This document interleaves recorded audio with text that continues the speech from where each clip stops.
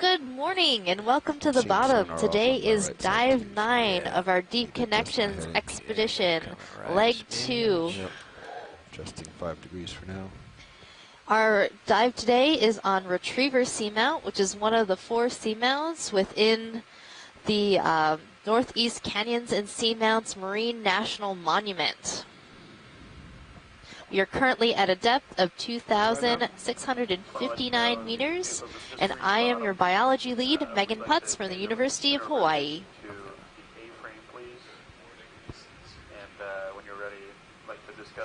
Good morning. This is your geology lead, Jeff O'Belts from the Naval Research Lab. We have just hit bottom, as Megan said, on dive number 9 of EX1905 leg 2. 30 meters off bottom. And we are getting some great shots already. A big rock here. We had a big sponge party yesterday, and winch deck. We're at 30 meters off bottom. Co-pilot is off winch. We've got a lot of those eerie bright white silhouettes that we can co-pilot will stand by until I'm given the okay by both winch and deck. Morphologies, as well as a rubble and talus field, pretty similar to what we were seeing. Copy that. We're going for rinser yesterday.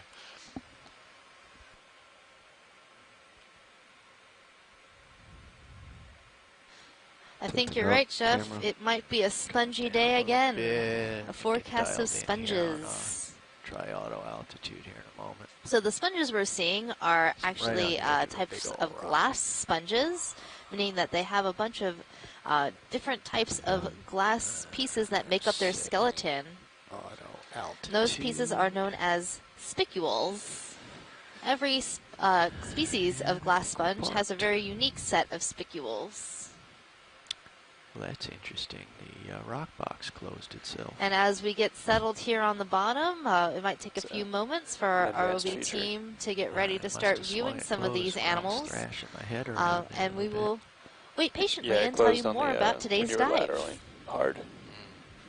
Yeah, so our bottom depth is 2,650 meters thereabouts. I believe this will be our deepest benthic or the line just fell down. Dive that we have. I'm going to pull it up real quick. Tomorrow we're going to be slightly deeper at a depth of approximately 3,000 meters, but that's going to be our midwater dive in which we are making transects through the water column instead of hugging the bottom to look at all the cool benthic stuff as we're doing right now.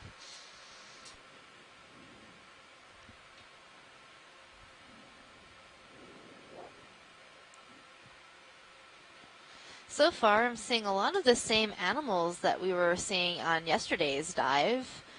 Very large glass sponges, seeing some rosellid vase sponges, as well as some corbitellini swing arms or vase sponges. Else, yeah, you might as well get everything. Kind of interested in some of these pink corals that we're seeing. I'm wondering if they are Paragorgia, but they sort of put everything out so we can light it up. Look like a corallium to me. Just their color and the shape of the colonies from this distance remind me of the pink corals that we see oftentimes on seamounts. Sitting in front of one big rock. I haven't seen anything else yet. And that's one of our outstanding questions with this expedition, right, Megan, is to look at these seamounts, which are kind of islands in the deep sea. Sometimes when they breach the surface, they literally become islands, but they're kind of islands in terms of the relief, steep slopes, as well as the big variety of depth ranges they offer in what is otherwise a pretty uniformly deep and fine sedimented environment in the deep ocean. So one of our outstanding questions was kind of what's the biological connectivity between these seamounts that are relatively far spaced, considering if you were a sessile sponge or coral that reproduces by. How does that look, Sean, before I tie it off? Tension good? That's right, Jeff. These seamounts and also canyons are relatively isolated areas that host a lot of diversity in terms of the sponge and coral animals that we're seeing right now.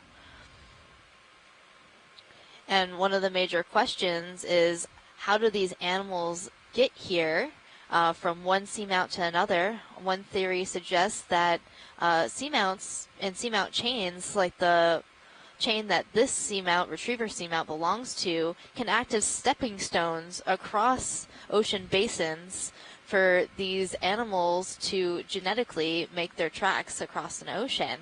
So a lot of scientists are actually studying the genetic connectivity between different populations on different seamounts across ocean basins like the Atlantic Ocean and also the Pacific Ocean. Yeah, and that's why for all the samples that we've been collecting on this expedition, we've been taking small subsamples or clippings and preserving them specifically for genetic experimentations that will be done at a later time. A lot of these may look morphologically similar, but belong to genetically separate populations.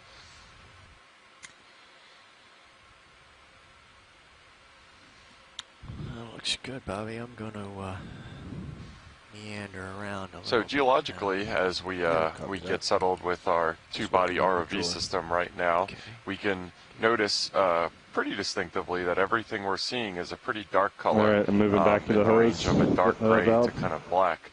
That makes sense considering this is all igneous or volcanically sourced material that we're looking at right now. The seamount chain that we're seeing right now was produced by a hotspot, which is what happens when an area of the mantle is anomalously hotter than the mantle around it. And for those we got water. who may not know, the mantle is the down. area of the Earth that is hold that for now. Plastic or try turning down liquid, a little, but not really liquid, kind of squishy, I think maybe is the best word for it, underneath the hold that. lithosphere, which is the solid, brittle part of the Earth. So a hotspot forms when there's a relatively hot part of the mantle that intrudes through the lithosphere or the crust and starts injecting lava up onto the either ocean floor or land. All right, Dan, try going down a little more. To be. In this case, it was the ocean floor. That's down. And this hotspot was active between approximately 125 and 83 right there. I think years, that looks good. and left itself a chain of evidence of its passing as the continental plate moved over the relatively stationary hotspot. Are we just leaving the greaser on? Okay, that looks good to me. If co-pilot wants to test it for us.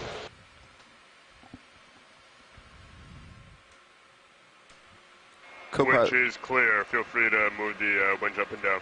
Co-pilot here. I hear winch and deck are clear. So as we examine the benthic community here, these corals and sponges and all the associated organisms that we see with these corals and sponges, we start to notice these patterns of connectivity.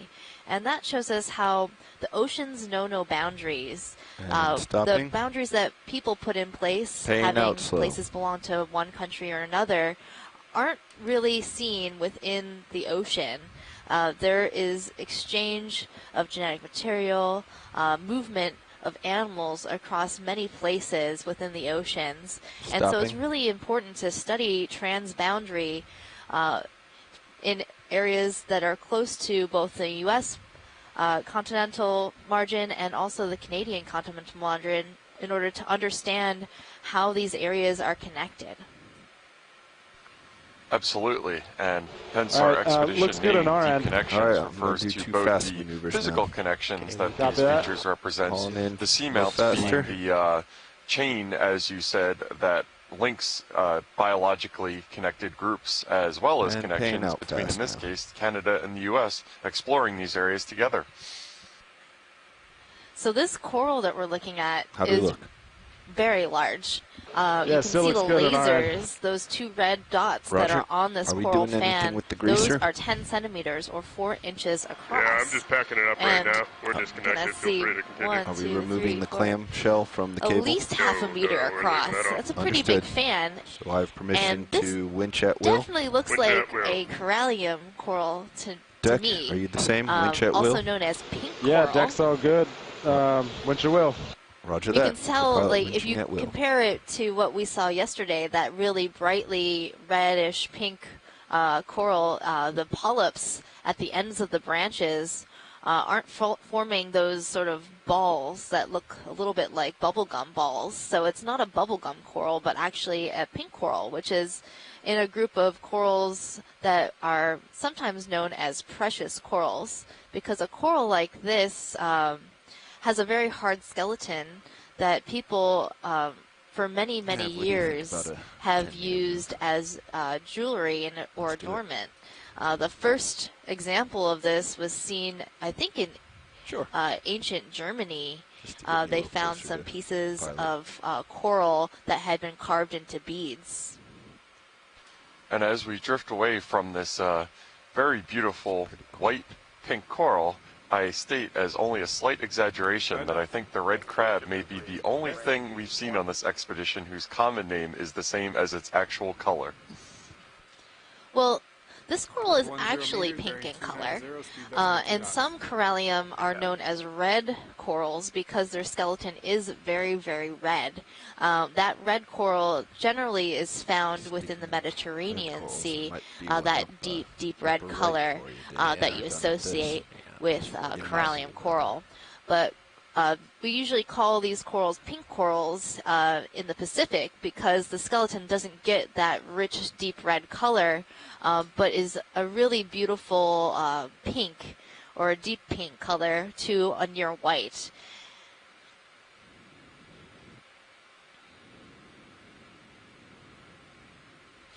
So that's a really great observation. I remember during our first dive at the gully within the marine protected area in Canada, our Canadian partners were mentioning that corallium is found in these areas, but it isn't as abundant as, say, the Paragorgia corals.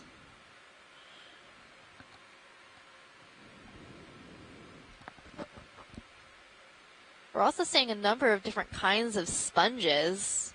Lots of glass sponges that are either vase-shaped, leaf-like. This is a very dense deep-sea coral community that we're viewing. Seeing also a number of dema sponges, those very rounded, globular-looking yellow sponges encrusting these rocks as well. Yeah, I think if you were making a cookbook for deep sea life, I think this area pretty much has all the bases covered. We've got plenty of hard substrate for the sessile organisms that like to have their food brought to them to take advantage of, as well as relief off the seabed. And also, you can probably notice if you lean into your monitor a little bit and see individual particles going by, you can notice a pretty robust along bottom current that we can see, that if I had to eyeball from when the ROV was standing a little bit stationary, is probably on the order of about a half a meter per second, which is moving pretty good, well enough to bring some of this food in the form of marine snow and detritus to these organisms that they rely on for their food.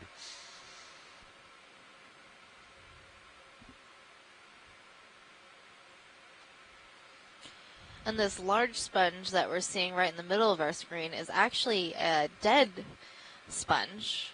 And we can tell that it's dead because it's no longer has that, white, translucent look to it like the other sponges that we're seeing in view. And that's because after the sponge dies, the skeleton gets clogged up with sediment and particles from the water, giving it that brown tinge.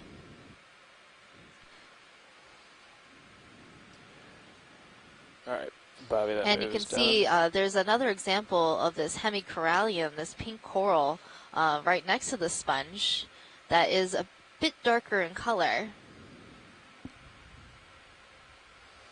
And underneath this sponge, we're also seeing a bamboo coral. Sure. Same thing. Okay, we can come wide. I don't know how quickly we need to move today. Yeah, and it looks like behind that sponge that, at least superficially, appears to be similar to that really melting candle-like one that we saw yesterday. And I think that's an even better example of it that we've got front and center right now next to the dead sponge, too. All right, on the way. Yeah, looking at that melting sponge sponge that we were looking at yesterday, it does have a similar feature, but the one we were looking at seems to me to be in the family Corbitellinae, and the one we were looking at yesterday had a much more regular dictyonal framework, that sort of crisscrossing, squared up, very organized look to it. So I'm thinking they could be different. You want me to call up, add another 5? But it's not unusual to see similar forms across different species and different families of sponges. And all these lighter spots on the rock are also sponges. They're an encrusting type of sponge in the demisponge group. And right now we're coming in on a small squat lobster. It's bright white. That squat lobster is Munidopsis. I'm going to have a toe down here in a second. And as we get a closer look, you'll notice some really large spikes along the carapace of this squat lobster, and it has a very long upturned rostrum. That's that spine that's between the eyes.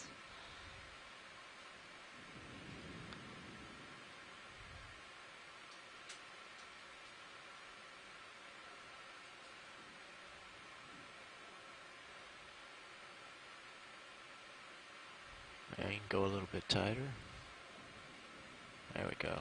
There we go. Now we have a nice, good look. Really conspicuously different from the bright orange squat lobsters that we were seeing on Bear Seamount yesterday. They do have a difference in color, and there might be different species, but it was in the same genus, Munidopsis. And this squat lobster, if it wanted to, could do that backward swimming motion that you enjoyed so much. This one is looking pretty mellow, though, right now, just hanging stationary on this rock. Yeah, slow pull out, and then I'll fly off. I've noticed that the white squat lobsters tend to be a little more bold and aloof compared to the colored ones, but that just might be my personal opinion.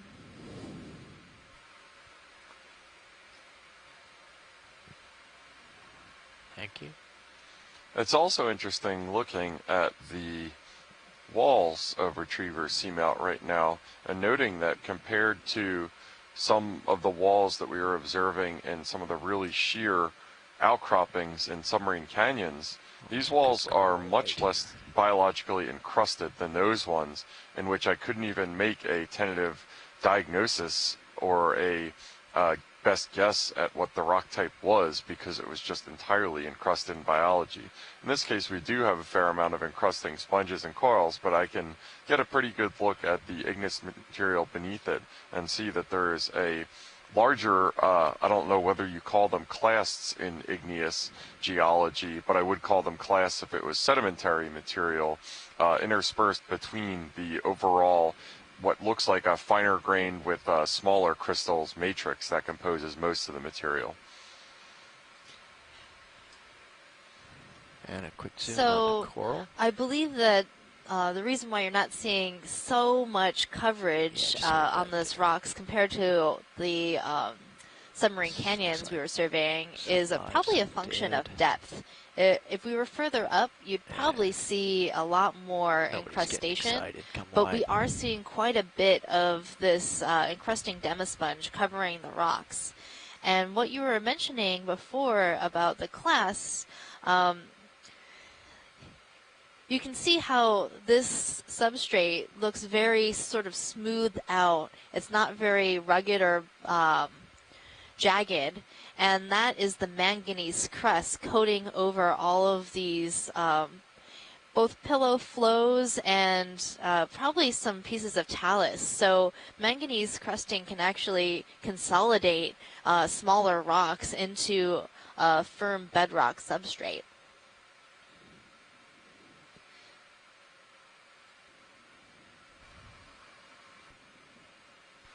Yeah, and given this appearance in our location right now at the toe of the seamount proper, I have to assume that what we're seeing right now is actually a really large talus field instead of the actual seamount itself.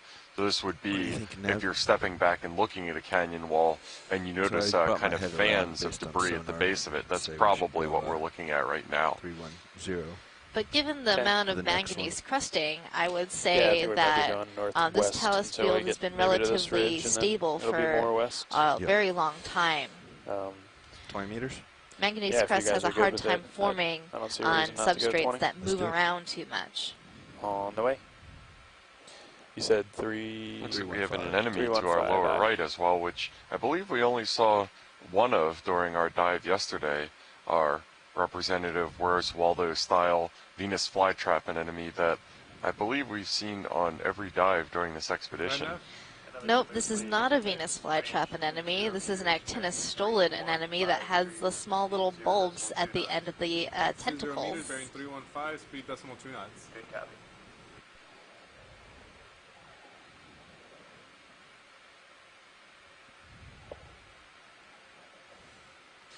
And these anemones can get rather large. I've seen them be like almost 30 centimeters across the disc.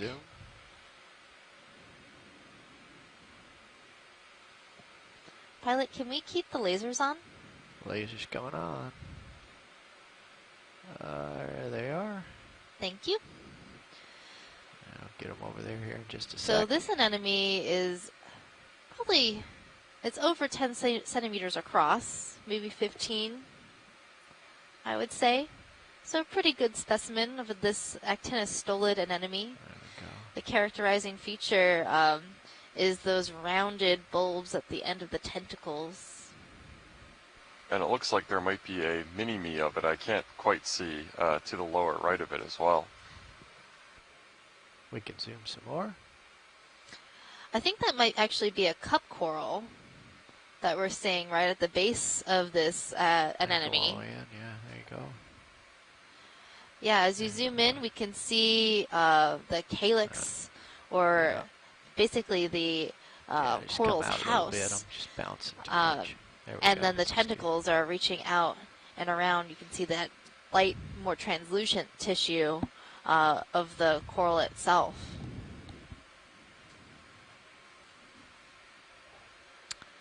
Okay, we can do a slow pull to Y.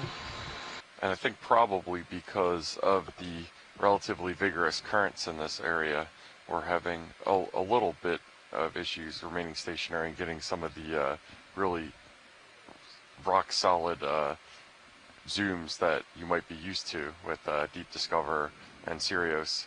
Usually Sirius takes all of the ship's motion out of play, and then there's a long tether that isolates Deep Discover motion-wise from Sirius. But we talked a lot yesterday, and we'll mention again today, the effect that seamounts have on seafloor currents in terms of splitting them, redirecting them, accelerating them in places, as well as just generally creating turbulence. So it's not a surprise that the currents in this area would be doing interesting and fast things.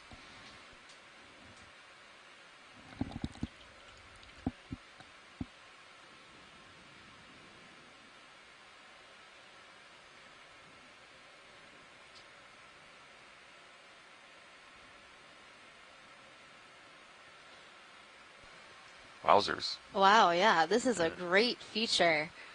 If you take a look at the Sirius view, we're approaching a very tall feature on this seamount, and it's just covered in sponges. Wall of wonder.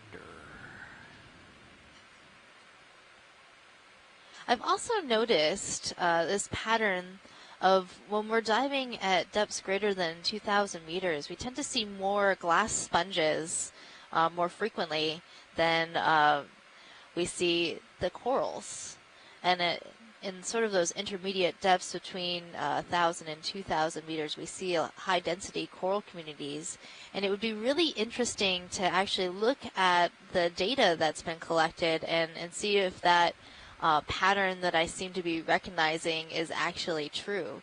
So sometimes, well, we're just, we watch a lot of these videos, we're watching this live feed, we start to notice patterns of associations between organisms and corals, and patterns of what corals and sponges we see at certain depths.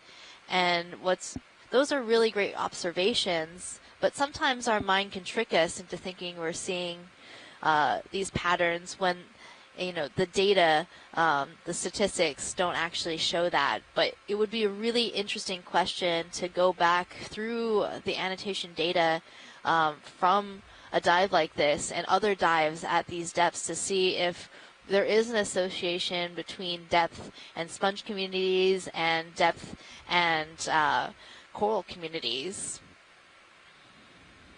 But both corals and sponges provide a lot of habitat in the deep sea environment for other associated organisms like brittle stars, shrimps, crabs, and fish, just to name a few. Go pilot, this is Winch. Speaking of fish, there's one Go fish, Winch. probably a rat-tailed fish, that wrapping up, swam cleaning very up here. quickly through our Let screen. me go toss a polo on and I'll come in to relieve you. And I'm thinking Understood, this no rush. really large yellow plate coral is the same coral that we collected on our dive at Kinlan Canyon. It looks very similar, but much, much larger than the specimen that, or the specimens that we saw during that dive. Go ahead now. It's a type of demisponge. We're also seeing a lot of these very lacy, plate-like translucent sponges that might be in the family Eurydidae. Possibly a type of Conolasma. That's the genus Conolasma, another type of glass sponge. Pilot, can we zoom this small coral right in center screen, lower screen, with the little star on it? Yes, hang on just a moment. So I'm thinking that this coral that I spotted with this brittle star on the top is a type of primnoid coral. And as we get a better look at it, we're going to take a look at the polyps on this coral, and that will tell us what family it belongs to. So primnoid corals have plates along the main body of their polyps. It kind of looks like they're scaled, whereas a bamboo coral will have sclerites along the body of its polyps. Okay, video, we can start a zoom. And sclerites kind of look like little hairs almost. Yeah, just come on in.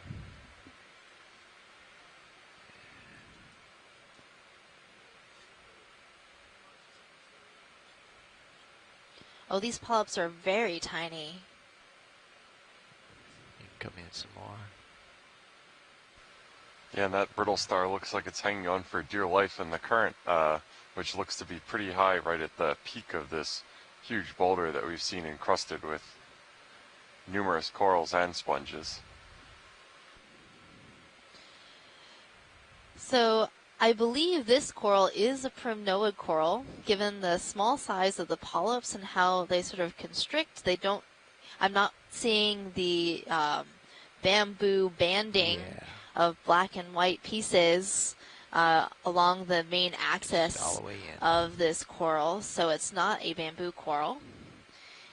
And with our wonderful zoom, I'm definitely making out those scales along the body of the polyps. So this is a primnoid coral, and I would probably classify it as an unbranched primnoid coral. So there are a number of unbranched corals out there acting like whips, very much like the whip corals that we were seeing during yesterday's dive, but this coral is not going to get that long compared to those really long bamboo whips that we saw yesterday. And then the brittle star at the top is in the family Ophiacanthidae, and they're pretty conspicuous because they have these very long spines along their arms.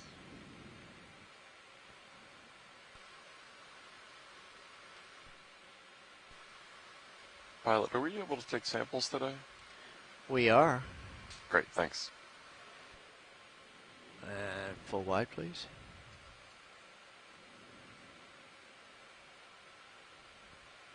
Okay. Anything else of interest for a tight zoom before I let go of this rock here? Yes, please, pilot. Can we zoom that sort of brambly looking bit brambly bit to the under right? the lasers, yeah. Yeah, okay. It looked like there was a bunch of Yeah, interesting let's come on animals back in, there. Brian.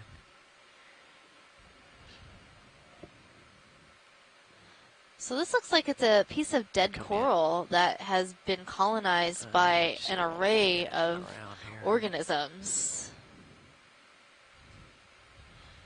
So we're seeing a Munidopsis squat lobster crawling along those dead branches. There's a bunch of barnacles that have taken up residence on this coral, along with some sponges I'm seeing. Yeah. Yeah, that's a bunch of sponge material wrapping around the branches, so the sponges are taking over. And those small little branching bits that are very delicate are hydrozoans. Also seeing some amphipods and perhaps some live bits of coral between some of these dead branches. And those live bits of coral, that white coral, looks like it's probably a type of plexaurid coral. Let this settle out. I'm not getting anything past 40 meters here. So that goes to show how even after death, a coral colony can provide a lot of habitat to the deep sea environment, supporting a vast array of different types of animals, from barnacles, so crustaceans, to sponges, hydroids, to amphipods, brittle stars, and so many more. And this little community that we're looking at right now isn't a anomaly. Any one of these foundational species that we're looking at here, alive or dead, if we took a zoom on it, we would see kind of a similar diversity of organisms, from the really small amphipods all the way up to some shrimp or potentially fish living at the base of them, and the ever-present brittle stars that seem to be always around them. Okay, we can come wide, slow.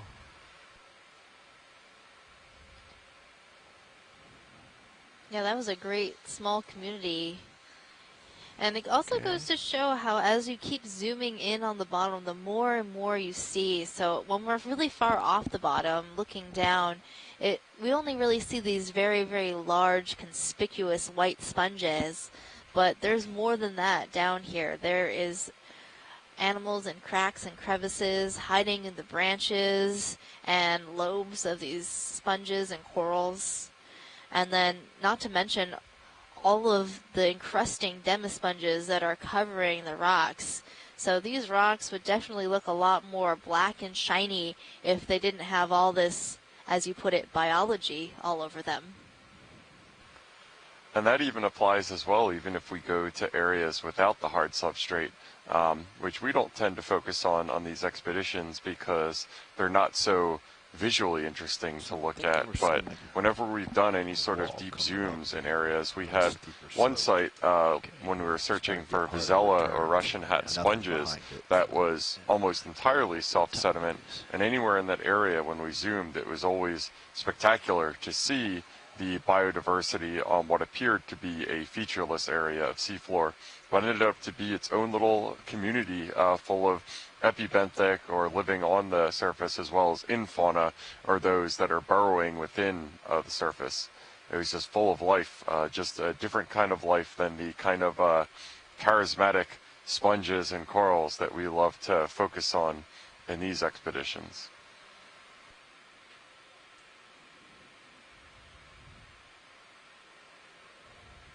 I also saw an interesting stock sponge as you were talking, Jeff, that I was trying to figure out if it was.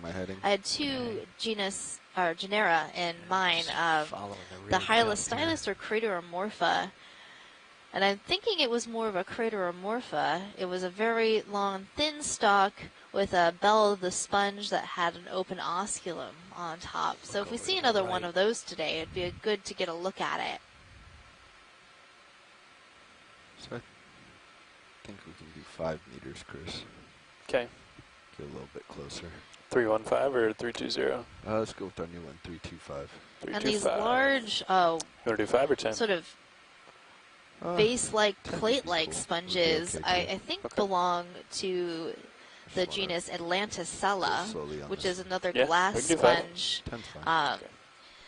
that starts off as a very small vase, but it doesn't grow tall, it sort of grows wide, looking like a sort of a wide-brimmed hat or those fancy decorative plates that you often see in stores. Or like the Chihuly blown it's glass hard to tell, Bobby. It's either a wall installations. or it just levels out. It might be a blade. And we're coming upon a lot of the vase sponges that we saw pretty heavily, especially towards the beginning of our dive yesterday, with really ornate, elaborate folds around their osculums or their openings.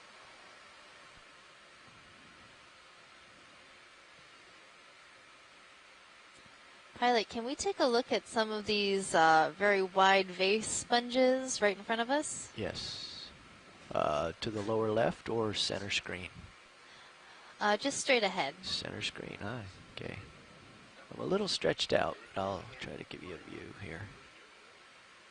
Let's zoom in video just right from here. So as we make a zoom on this sponge, I'm going to be looking at the framework of the sponge, how it forms its base, trying to look a little bit more carefully at the framework just to try to understand possibly what family this sponge can belong to. Given its shape, I keep saying it might be Atlanticella, but a lot of sponges form these vase-like shapes. As the water passes across the osculum, this top opening of the sponge, water can go through that shape very easily and bring food and oxygen to the animal itself. So all the cells within this sponge tissue and skeleton. So I'll get it here in a second. I'm just getting a toe down. And this one, similar to the one that we saw, I believe, in the unnamed minor canyon, looks fairly full of sediment on the inside. You can see it because it's fairly translucent. So that kind of indicates and gives a clue how some of them that shed off the walls and we find dead down at the floor of these seamounts like we did yesterday. That tends to happen. They don't really have an active way to get the sediment out of the main canal that forms their body, even though they do have the ability to remove it from the kind of inside of the matrix of the sponge's body. Okay, I'm stable video. You can.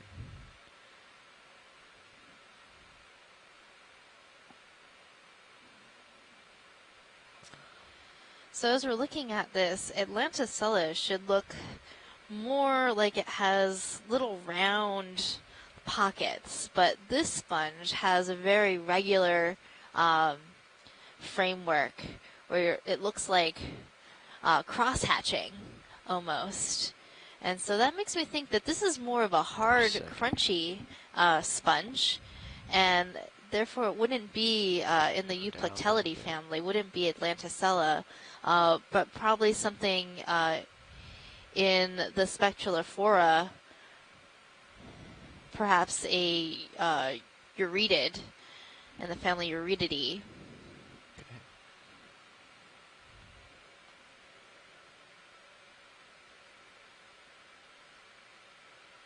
And it looks like also on the underside of it there's some branching little, I believe those are bryozoans coming off of the sponge's body. They could be bryozoans, or they are likely hydrozoans.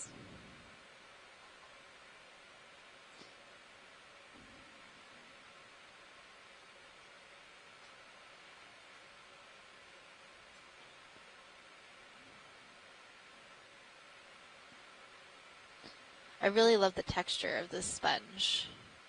It looks like really delicate lace. And really tight-knit spicules, which stands kind of in contrast to some of the ones that we were looking at and doing close zooms of yesterday would seem to have more widely spaced. And that's kind of that kind of controls the texture of the sponge. Is that right? That's right, Jeff. So how the spicules are laid out in the skeleton will definitely control how soft or how crunchy these sponges are. And the only way to really tell if it's soft or crunchy is to, actually touch it. But the framework also gives a little bit of information away of how this sponge might feel based on how regular that framework looks and how it moves or doesn't move in the water. I was going to guess you have to eat it to be sure, but then again, geologists are pretty known for putting their samples in their mouth to assess various things like salinity and grain size. Yeah, it's not always best to try to eat your science. We don't usually eat the rocks, we just lick them. Oh, okay. Probably not best to lick the biology. Because the sponge is full of glass, you probably wouldn't have the greatest experience with that.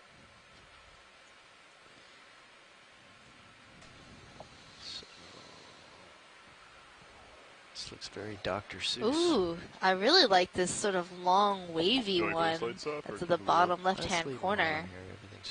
Yeah, and if you're not getting audio from the pilots in our ROV team, one of them I think just made a correct assessment and said that this area is looking very Dr. Seuss-like with all the abstract shapes and kind of a zany forest-like aspect.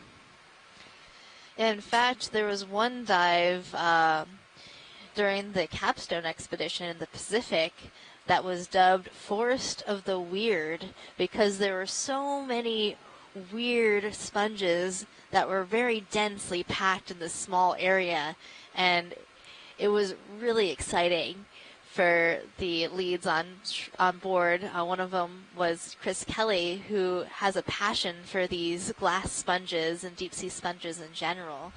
So it was quite a fun experience to check out that Forest of the Weird, and there is a video made about it that you can see on the website, oceanexplorer.noaa.gov, and you can also check out videos from our expedition, the Deep Connections expedition. How's it looking out ahead there, co-pilot? Pilot, can we zoom on that bell that's floating in the center screen? It's either a wall or a spire, one or the other.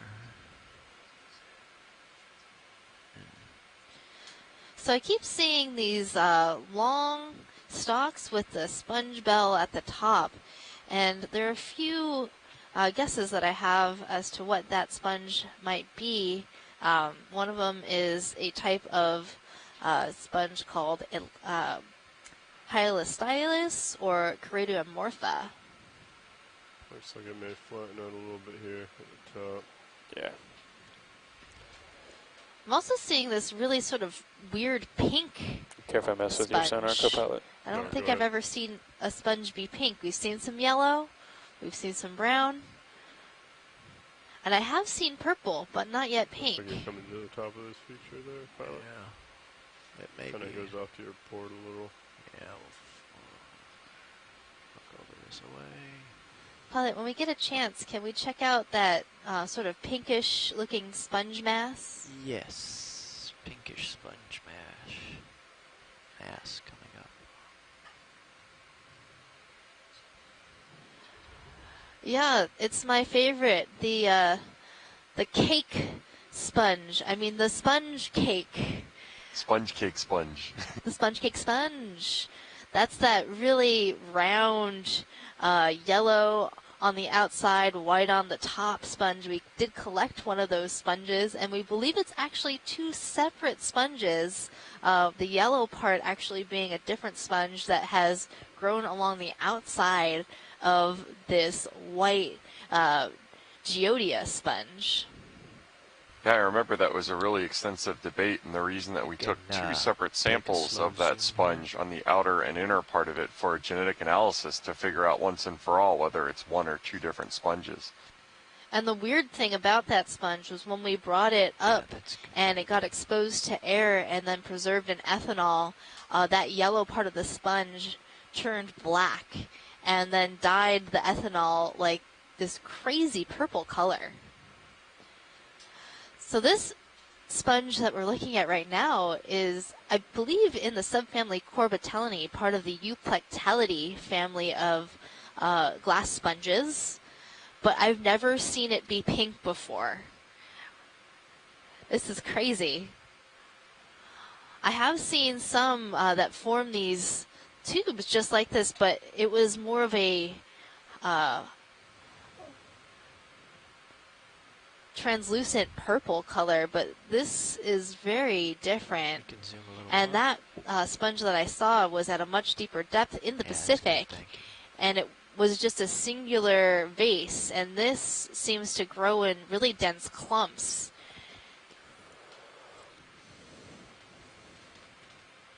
And it doesn't look like Hertwiggia, which we did see in yellow and also in white, which is also in the same family.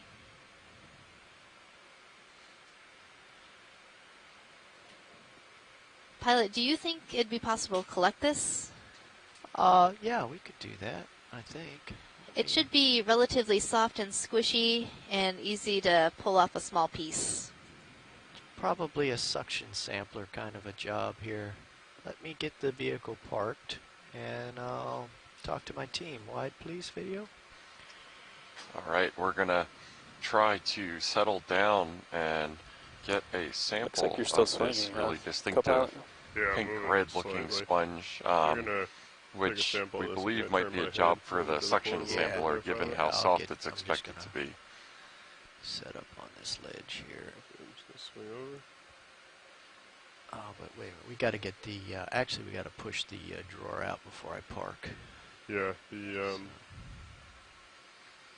I'll let you get that set up. And while before we're I, getting hydraulics settled are all up, ready to roll. you see this Before I sponge right send it here out. that sort of folded over You when think the the suction thruster yeah, backed that up. thing will fly in That pieces, looks a and lot more I'll like lose it. Atlanticella. Again, with like this sponge that's on the lower left-hand corner, that also Might be looks a helpful to lot ask, more like watch these if Atlanticella, they that think sort it's of brittle wide, or spreading they- vase. spongy.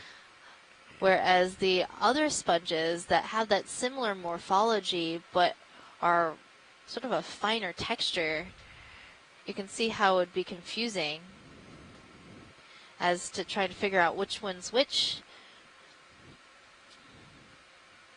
There are some really cool organisms here today. I'm loving my sponges. I just can't get enough. Just line I'm up like, ooh, and look at do that. this with Ooh, your toes. look at that. All right, thanks.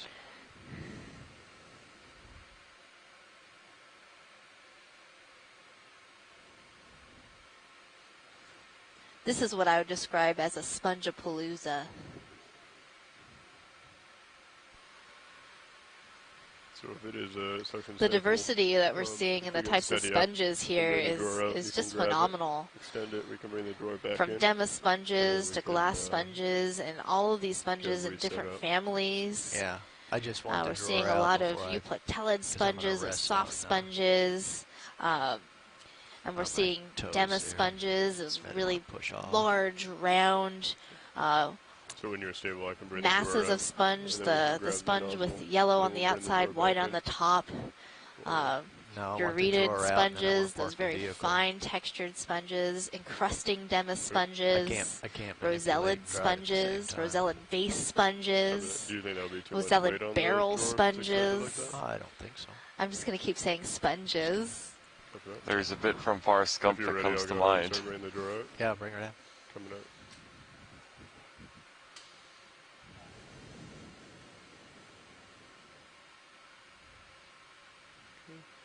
That should be enough to grab the... Yeah, okay. So we're going to attempt to suction sample this sponge, which should work because it is a relatively squishy sponge.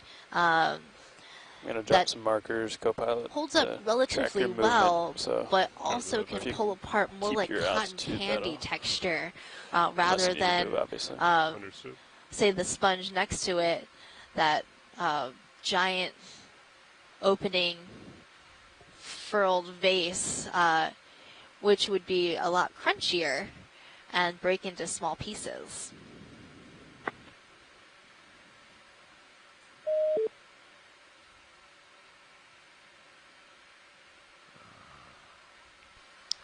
Yeah, and if you're not familiar with Deep Discoverer, which is camera number 1 if you're watching the live feed, and Sirius, which is camera number 2 when you're watching the live feed, the suction sampler that you can see front and center on Deep Discoverer is a relatively new addition to our observational platform, and we've gotten a lot of use out of it so far.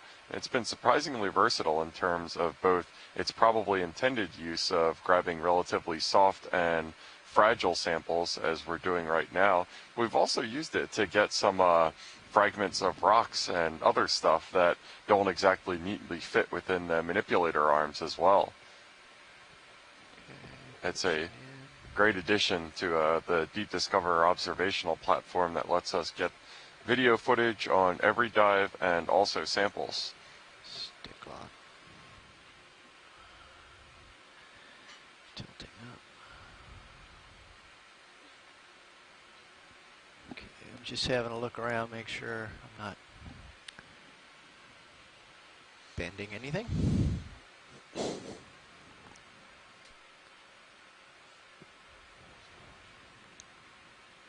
It's very gentle. Very gentle. Okay. And let's see.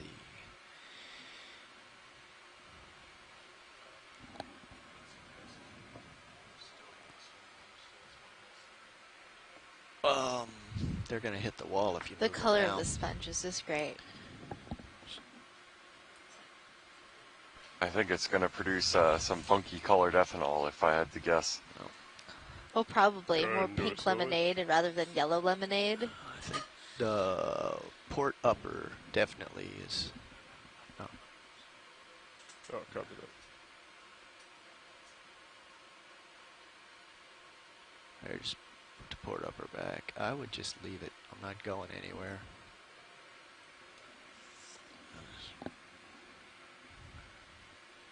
Okay, hydraulics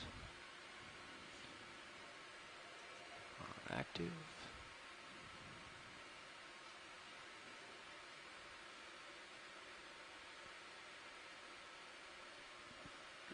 Bring Mini up onto my screen. Thank you.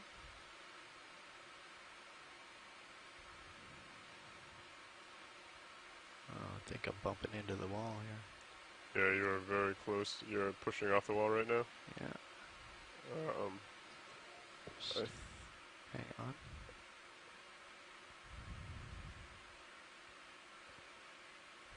I think the best bet would be to Okay, get the suction sampler going.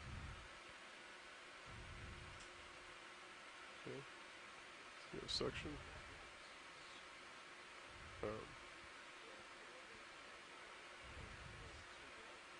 Okay, we have some in. Okay, suction off. Suction's off.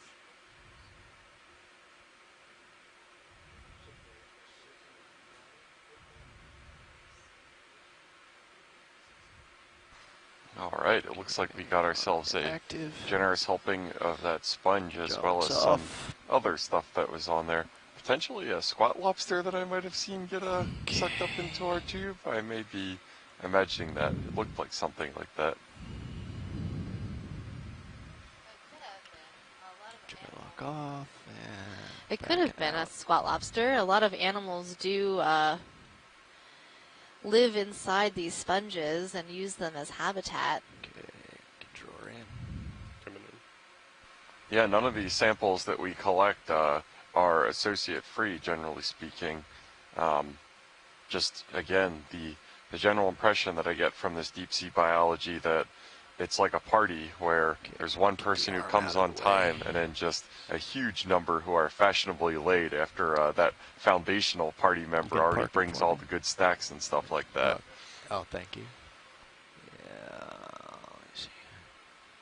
Kind of stirred up things a little bit. Okay, coming back. I have moved my altitude there now. If you're still using me as reference.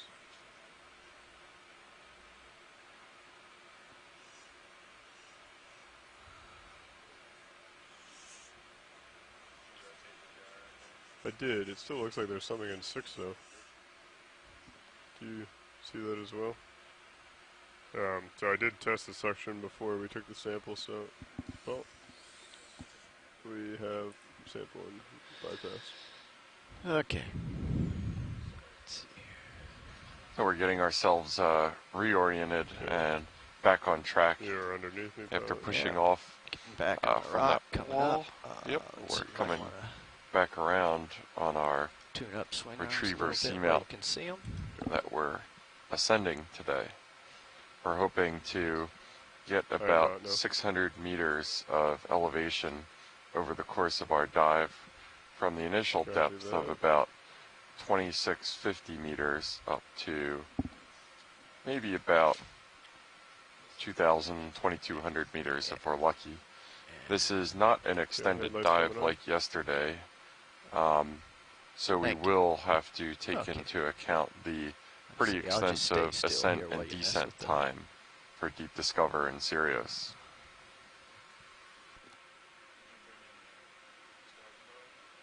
I did, yeah. I brought them both in. I'm backing up so you can see.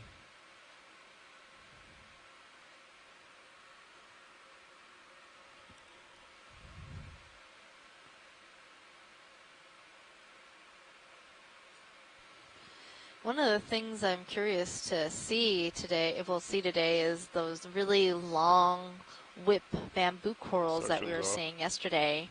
Those long whips tend to be on a number of different kinds of I bet there seamounts. was, so we still see the particular kind of bamboo coral on seamounts, but we haven't really seen that kind of coral on other features like the canyons that we were exploring.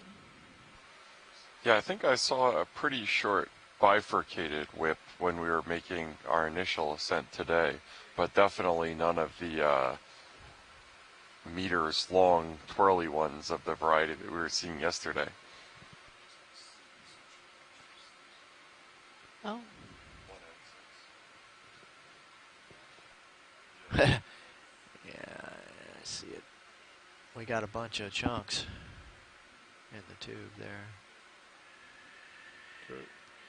Nicely done. Gotta leave it on 6 for now. Yeah, sounds good. I'm working up to the top of this thing.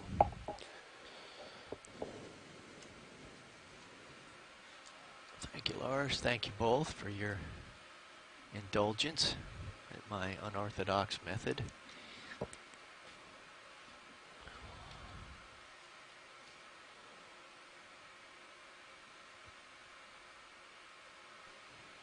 It looks as we keep going up this feature, we're approaching this local high that is just covered with so many sponges.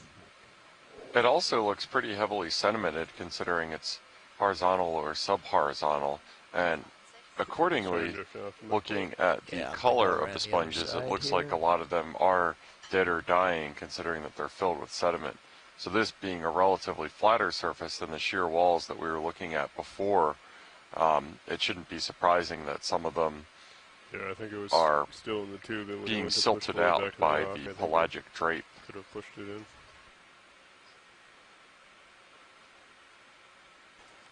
I think we'll leave it for now. Next sample will be in jar 3. And then